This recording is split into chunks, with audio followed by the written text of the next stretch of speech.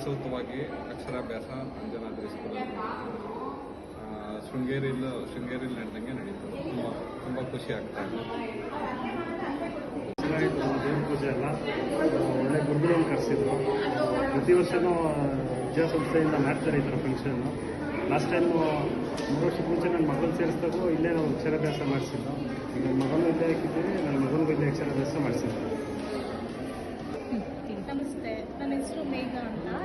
ನಾನು ನನ್ನ ಮಗುನ ಇದೇ ಫಸ್ಟ್ ಸೇರಿಸ್ತಿದ್ದು. ಹಾಗಾಗಿ ನನಗೆ ಇದ್ರ ಬಗ್ಗೆ ಏನೂ ಐಡಿಯಾ ಇರಲಿಲ್ಲ.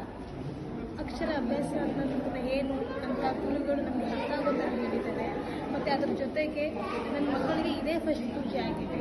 ಹಾಗಾಗಿ ನಾನು ತುಂಬ ಖುಷಿಯಿಂದ ಇದು ಮಾಡ್ತಿದ್ದೀನಿ. ನಾವು ಬೇರೆ ಧರ್ಮದಿಂದ ಈ ಧರ್ಮದಲ್ಲಿ ಇದೇ ಫಸ್ಟು ಈ ಥರ ಪೂಜೆ ಮಾಡಿದ್ದು ನೋಡಿರೋದು.